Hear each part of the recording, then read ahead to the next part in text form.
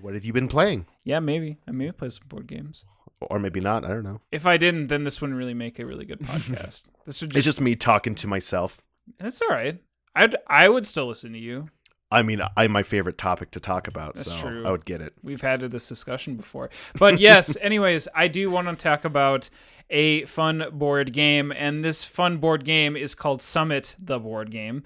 Connor McGooey is the designer, Jordan Danielson is the illustrator, and it is published by InsideOut Games, which is self-published as well. So Summit, the board game, is a game about climbing a mountain.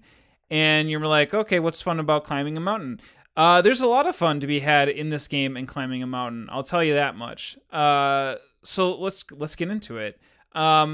In this game, you play as one of 6 mountaineers. You can play this game solo, or you can play this game cooperatively, or you can play this game competitively. I'm not going to talk about the competitive part of this game. I haven't actually tried it. I'm going to speak towards the cooperative side, which I really enjoy a lot. I'll just spoil that right now. What you're going to do is you're going to pick one of these different people, and you're then going to pick the gear that you have. And the gear is all, again, what you would expect if you were to go like hiking up Mount Fuji or hiking up a mountain, where you'll have, depending on, the toughness of the mountain. And we're presuming at this point you are actually climbing like a Mount Everest, not a Mount Fuji, excuse me, like Mount Everest, right? A very kind of dangerous mountain. So you're going to be geared to the teeth in terms of being able to want to make sure that you survive. What's interesting in that when you start picking and choosing the different types of equipment that you're going to do is that all of that has like a rating system. So if you pick like something heavy, you have this weight gauge that goes up, I don't know how many different notches or whatever. And if you go up like 5 or 4 or 3 notches, you end up passing over this icon saying that you have to move your foot icon over to the right, which means that if you go like 6 movement speed, the more you carry, the less amount of speed you're going to move. So it's this really cool system of being able to have like this acrylic cube that you move over, and as soon as you pass over the icon, it kind of says, okay, now that you've passed it over to the right, make sure to move your foot over to the right, which is very, thematic. That's really cool. And you have to carry food, you have to carry oxygen as well too, and so the more food and oxygen you carry, the heavier that also burdens you, which affects your movement. So you end up having to decide like, okay, am I going to maybe not carry as much food, or maybe it's not as much oxygen, but have more room to be able to carry more equipment for me to be able to go up. So you kind of have to make that decision, which is not necessary for your first game. The game actually provides you with default loadouts for every character that you play, which each of them is actually very, not different, but they're different enough. So it is a tad bit asymmetric for each mountaineer that you play as. So you make your mountain character, and you set up this game board, and the game board is huge, right? It is like you go out there, and it's just like it's massive. It's like you are really kind of like starting at this, the base of this mountain. You're working your way up to the summit, and everything is laid out nicely. The graphic design is superb. I enjoy it a lot. There's a lot to talk about with the graphic design, but I'm just going to skip through it because I just kind of want to get into the meat potatoes of the game, which is actually climbing this mountain. And climbing this mountain is so simple. Your turns go super fast. You can get in a game of Summit with probably 2 or 3 people in about an hour. And it flows really well. It's extremely thematic, and there's something else that it's going to do that I'm going to talk about here after I get done explaining everything.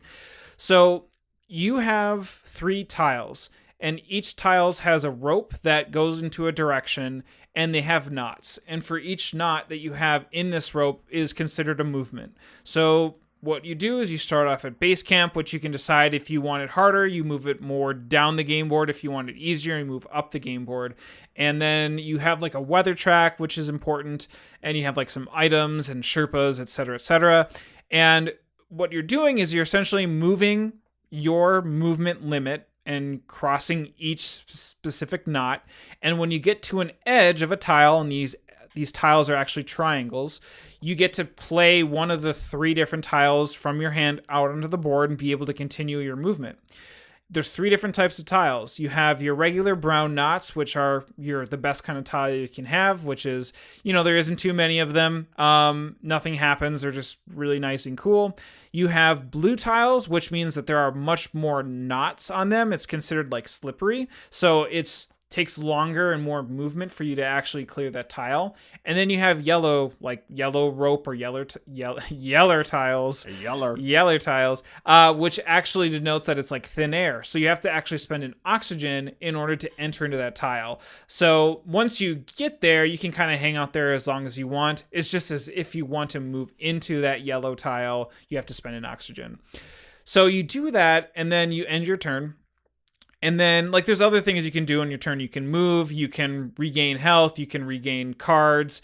There's you can try to like heal yourself if you like gain a ill effect or something like that. There's like stuff that you can do. You can work with your Sherpa to get more food and more oxygen, what have you. Then you have to roll these 2 chunky dice. These 2 chunky dice are very Arkham-esque in terms of like, something's going to happen and it's most likely going to be bad. So you roll this weather die, and you can either have it be clear, sunny skies, light snow, heavy snow, or a blizzard. So the blizzard is like the worst thing that can happen. Essentially, there's this track that goes up that if you hit 16 times or whatever, like you lose, but it's this kind of ever-growing track of being like, okay, a blizzard hits, lose a health or lose a food. Another blizzard hits, lose a oxygen and a food, and it just kind of gets worse and worse and worse the more you roll this die. And then for each winter or each snowflake that you roll, you have to lose a health. Food.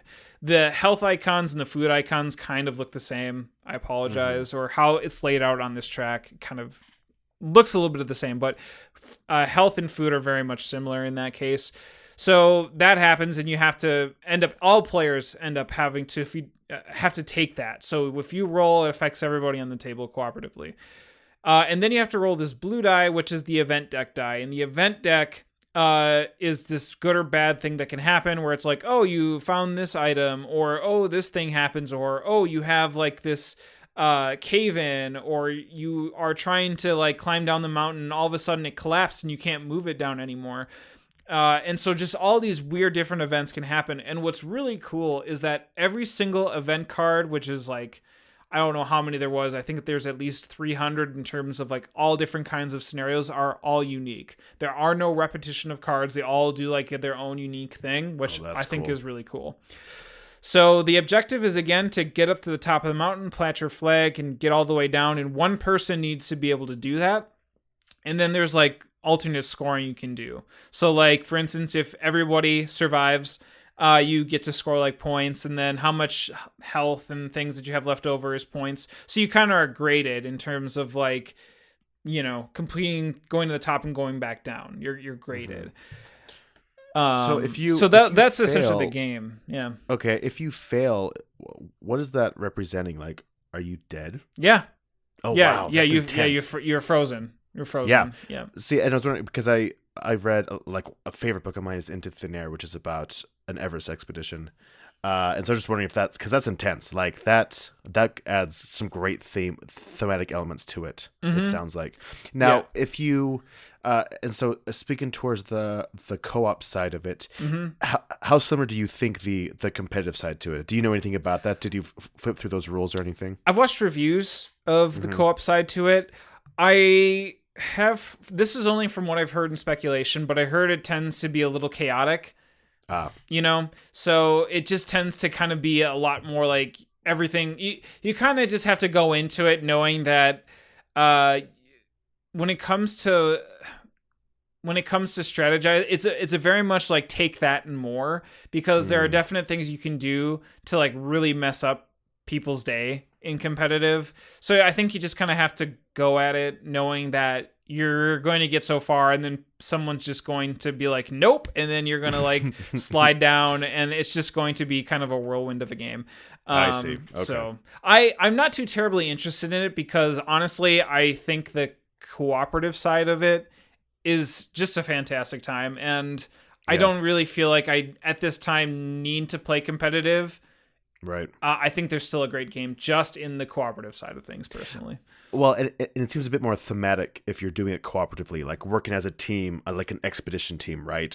Trying to work together to get up this. It's not like I'm going to get up there first. It's harder for you because I'm going to stab you in the jugular type thing. Yeah. Like that's not really the teamwork you're looking for climbing up a mountain. Well, and I also want to say too that while the theme of like, you quote unquote die in the game, there isn't like that type of violence or that kind of despair that is depicted in the game, right? So it's very much like you lose. You can always say that you die, right? But it's not like you get stabbed and you lose some health. I think the worst thing is like looters come and steal some of your stuff. That's Oh, I see. probably Okay. about as dark as the game gets as far as I'm concerned. I think everything else, I think thematically fits what would be really the case if you were a mountaineer trying to summon a mountain, honestly.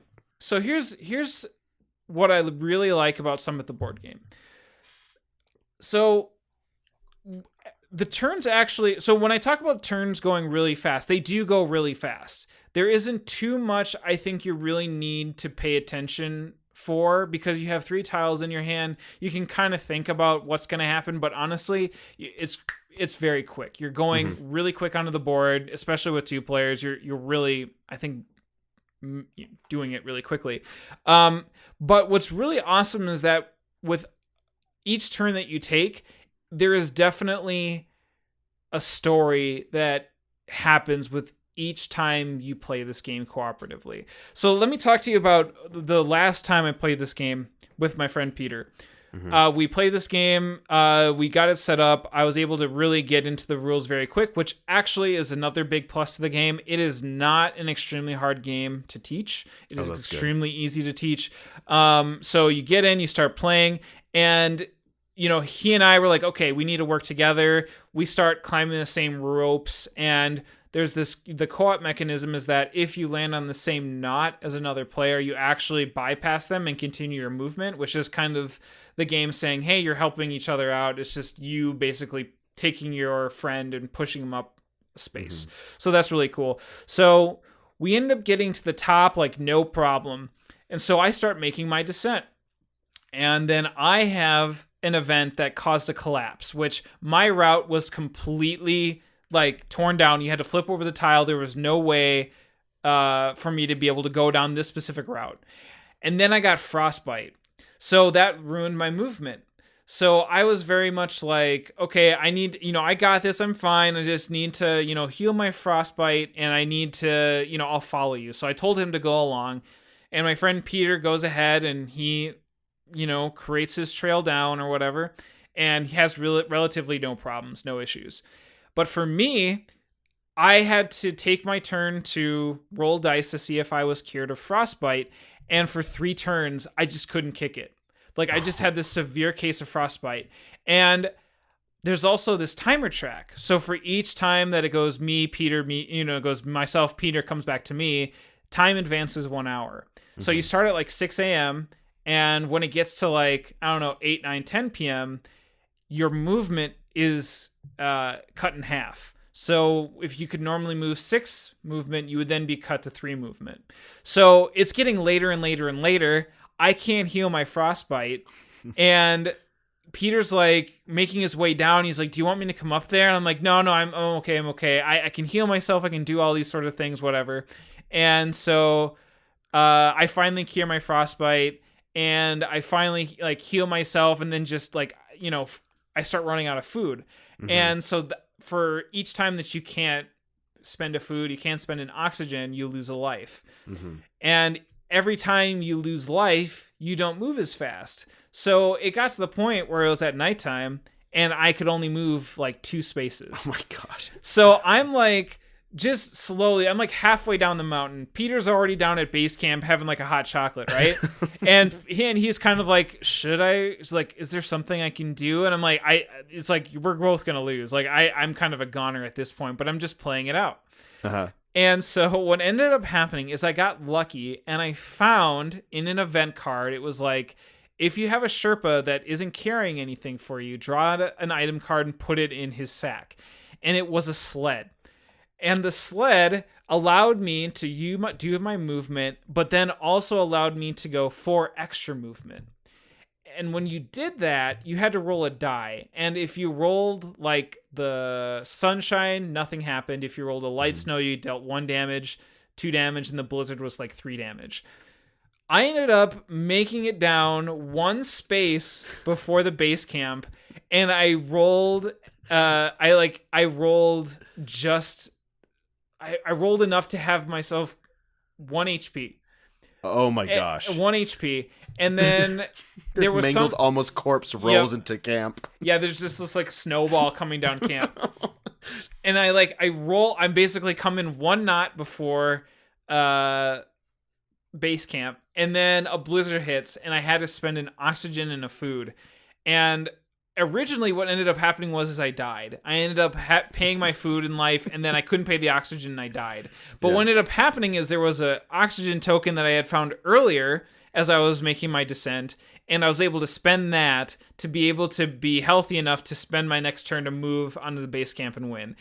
And both Peter and I were very happy that's incredible. It's just this great story that unfolded of finding the sled that my Sherpa found, and then I'm just literally making it to base camp. It was a fantastic it was just a fantastic story to tell. I mean, is it considered winning if you have to amputate all your limbs anyway?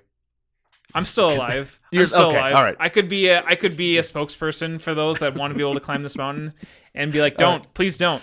Don't. This is a bad idea. That sounds amazing. I love when games can tell stories like that and you have those experiences. That sounds fantastic. Yeah, I would say I would definitely say that this is has those Arkham horror toughness elements, just encapsulated within a different theme.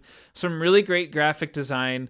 The illustration, I think, is going to be hit or miss for some people. The illustrations for the people are very ghostly, which is kind of cool aesthetically, but also at the same time I can sometimes not really fit well, I think, with the entirety of the things. But I think in general, all the production quality is top notch.